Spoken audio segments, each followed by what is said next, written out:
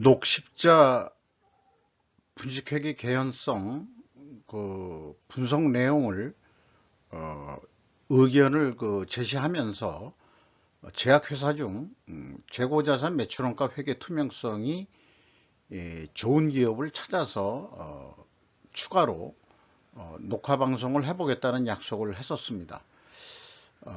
제가 재수가 좋은지 이 종군당을 제가 그냥 선택을 했는데, 정군당이 재고자산 매출원가 회계 투명성 모델로 충분하다, 이렇게 생각이 들어서 소개를 하고자 합니다.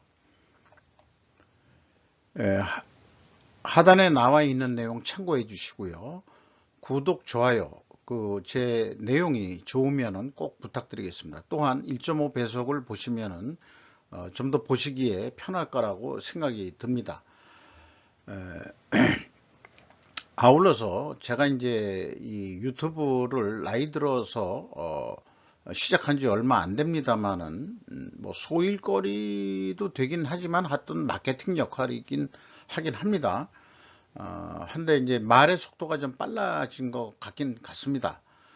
가능하면은 간략하게 얘기를 해서 핵심 부분만 말씀드리는 거로 그렇게 진행해 보도록 노력하겠습니다. 잘 봐주시기 부탁드립니다. 오늘 뉴스에요. 성장주에 밀렸던 가치주의 시대가 온다. 인플레 기축 여파다. 이런 기사를 조선비즈 이용성 기자의 뉴스 보도로 봤습니다. 미국 뉴욕 증시 기준으로 보도를 한 건데요. 제가 가치주란 것이 무엇인지 구체적으로는 저는 뭐 인식하고 있진 않습니다만은, 제가 생각하는 가치주란 것은 물론 이익을 계속 내는 기업은 뭐 말할 것도 없겠고요. 무엇보다도 재고자산 매출원가 회계가 투명한 기업에서 찾아야 되지 않겠냐 하는 것이 제 생각이고, 또 그렇게 주장하고 싶습니다. 주가를 보면은 86,000원으로서 2021년 말보다 25,000원이 하락을 했는데요. 장부 가격으로 180% 선입니다. 아직까지 그래도 높게 평가를 받고 있고요. 일반적으로 코스피가 지금 뭐 이렇게 무너지는 상태에서 뭐 어쩔 수 없는 상황이라고 생각은 듭니다. 경영성과가 뭐 좋다고 하더라도 말이죠. 정건당 홀딩스가 24.63%로 지분을 가지고 있고, 이장한 씨가 9.5%, 국민연금이 8.9%, 고촌재단이 5%, 외국인이 7% 지분을 소유하고 있습니다. 외국인이 뭐 관심은 가지고 있지만 아직 뭐 그렇게 크게 높게 가지고 있지는 않다, 이렇게 생각이 드네요. 스루프 손익내역에 와서 매출은 8.8% 증가를 했습니다. 3,380억이네요. 그런데 그 매출에 비례하는 매출 재료비는 역시 일반적으로 더 증가를 했습니다. 12.3%. 그래서 스루풋은 절대액은 약간 증가했습니다. 5.2%. 그러나 스루풋율은 1.6% 하락을 했습니다. 마진율이 줄었다고 인식을 해야 되겠습니다. 운영비용은 9.2% 증가했습니다. 그 결과 TOE 생산성은 1.14로서 전년 동기보다 0.04포인트가 하락을 했습니다. 영업이익은 200억 원으로서요. 원가회계 영업이익보다 43억 원이 작은 수치입니다. 이것은 재고가 가공비가 배부되는 재고자산이 크게 증가했기 때문입니다. 재고자산 내역을 보면은요, WCAI 가공비 배부 재고자산이 251억 원이 증가한 것이 원가회계 영업이익보다 영업이익이 크게 감소한 원인이 되겠습니다. 비용의 성격적 분류 내용에 와서 매출원가 재료비, MC 매출원가 재료비는 8.5% 증가했고요. 운영비용은 9.2% 증가했습니다. 그리고 가공 비율이 그 대신 17%가 하락을 했는데, 이것은 상대적으로 공정의 특별한 변동이 없는 한 원재료 가격이 상승했다. 이렇게 이제 추정할 수 있겠습니다. PQ 총 제조 비용의 차이가 있는데요. 이것은 재고 자산의 변동 범위, 비성분에서 A 표시가 되어 있는 게 재고 자산의 변동 범위죠. 그 범위의 차이라고 그렇게 보시면 되겠습니다. 요건 다음 장에 확인해 드리도록 하겠습니다. 운영비용 중 주요 비용으로서 이 인건비가 355억 원이 집행이 됐는데 21% 전년 동기 대비 증가했습니다. 직원 수는 무려 153명이 증가했는데요. 그럼에도 불구하고 인당 평균 임금은 분기에 1,450만 원이 되겠습니다. 연간 예상한다면 4배로 해서 한 6천만 원 안 되게 되어 있는데 녹십자를 분석한 지 시간이 얼마 안 되기 때문에 기억이 나서 그런데요. 녹십자는 한 6천만 원 선이거든요. 그 이제 제약업체들이 이 중소기업 월급 수준밖에 안 되는구나 하는 것을 느끼게 됩니다. 연구개발비가 4.4% 줄었습니다. 2단계 재고자산회계 투명성 2단계에서 1번 가공비 배부 재고자산은 251억 원이 증가했는데 비성분 재고자산의 변동은 218억 원입니다. 그 차이가 32억 4,100만 원인데 이것이 나머지 전체 재고자산 중에서 원재료 등 비가공비 배부 재고자산의 증가액과 일치를 합니다. 그래서 2단계에는 클리어하게 투명성이 검증이 됩니다. 또한 3단계로서 현금 흐름표 기준 전체 재고자산의 증가액도 재고자산 평가손실액을 감해주면은 일치를 합니다. 이렇게 1단계, 2단계, 3단계가 투명하게 검증이 됩니다. 이로써 우선은 정건당이 재고자산 매출원가 회계 투명성이 있다. 이렇게 이제 인식할 수 있겠습니다. 경영평가 지표에 와서요. WCAI 재고 회전율이 하락했습니다. 그리고 스루픈율도 하락을 했고 TOE 생산성도 하락을 했습니다. 분기의 회전율이 이렇게 1.2회전이면 연간으로도 보아서도 크게 이렇게 상승할 것 같지는 않습니다만은 이 세 가지 이 경영 지표가 모두 하락을 했습니다. 이렇게 동일 방향으로 하락을 한다 그러면은 분석 경험상 재고자산 회계 투명성이 있다. 이렇게 이제 가정을 합니다.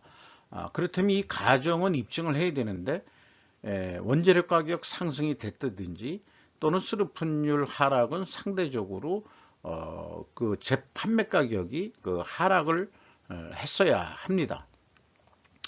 이거를 중점적으로 좀 말씀드리고요. 나머지 거는 이제 생략하기로 하겠습니다. 그래서 회사가 2022년도부터 많은 기업들이 원재료 가격 추이와 제품 가격 판매 추이를 공시하게 되어 있는데 정건당이 상당히 상세하게 공시를 했습니다. 원재료 가격이 단순 평균으로 3.1% 상승을 했습니다. 바람직하기에는 가중 평균을 해야 되는데 이 원재료별로 매입 금액을 제가 확인할 수 없기 때문에 단순 평균으로 했습니다. 그리고 이제 제품에 대해서 이렇게 상세하게 공개하는 기업을 처음 봤습니다. 참 성의가 있는 그런 공시 내용이라고 할 수 있겠어요.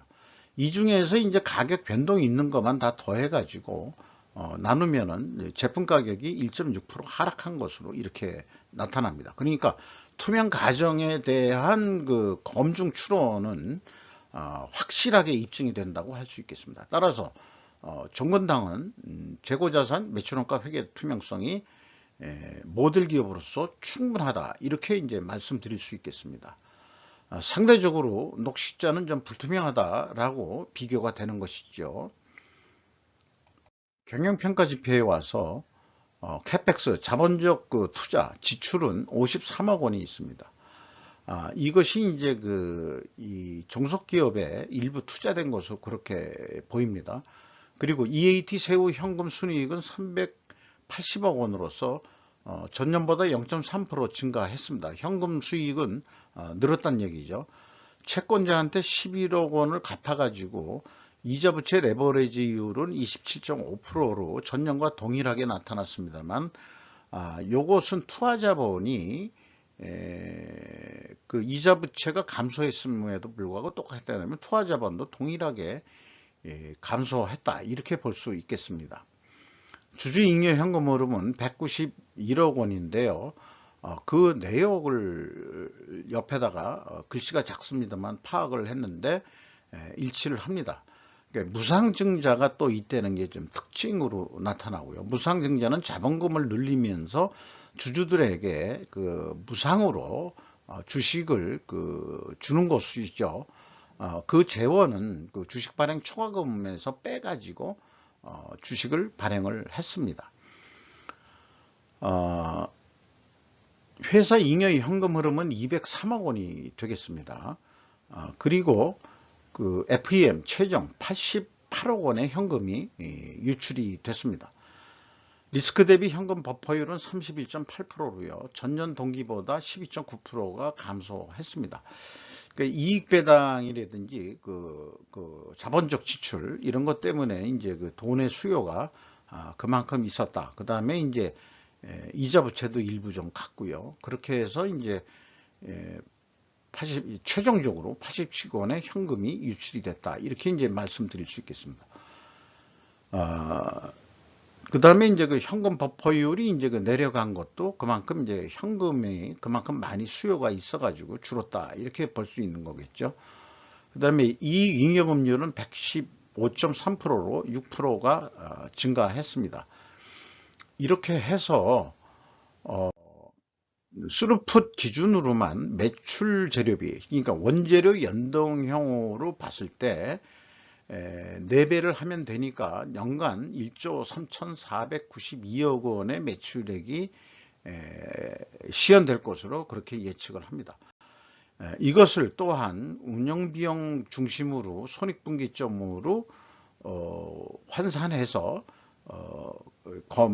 산출을 하더라도 목표이익 800억 원을 보고서 스루풋율로 나누면은 1조 3,534억 원이 나옴으로써 유사하게 나오게 되는 것을 볼 수 있겠습니다. 이렇게 해서 이것을 그 사업계획 승인이라고 생각이 들면은 경영진이 1조 3,520억 원의 그 매출을 올리겠다. 이렇게 이제 그 얘기를 하면은 이제 승인이 줬소. 1조 3,500억 해봅시다. 이렇게 되면은 이제 그 예상이익은 779억 원이 되겠습니다. 그래서 일반적으로 승인이 이렇게 나면은 그래도 좀 더 우리가 더 노력을 해야 되지 않겠냐. 이런 게 이제 그 실무진의 이제 그 생각이고요.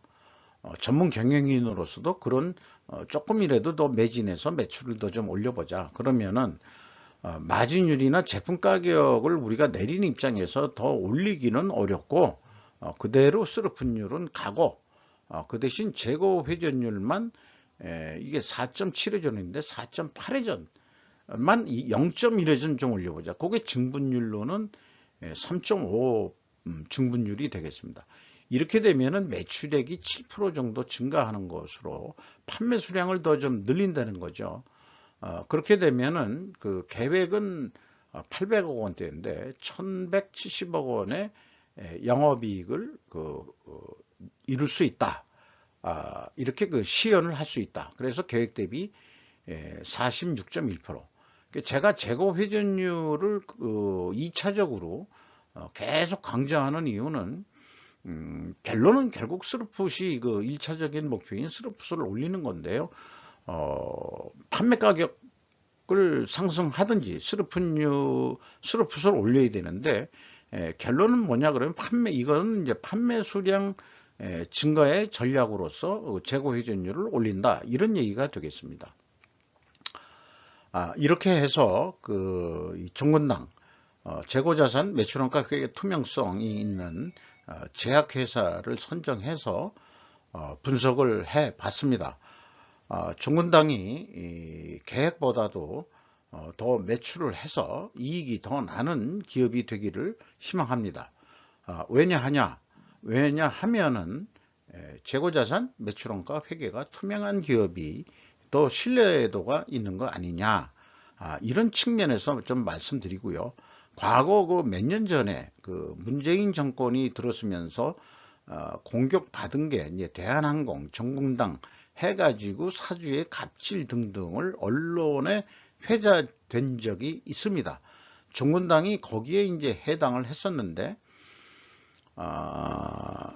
인격과 사업 수완하고는 다른 거라고 저는 생각을 합니다.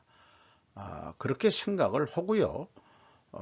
그렇게 받아들여야지, 뭔가 그 감성적인 거에 이렇게 호소하는 그런 것은 바람직한 방향이 아니지 않는가. 그런 말씀을 드리면서 말씀을 마치도록 하겠습니다. 감사합니다.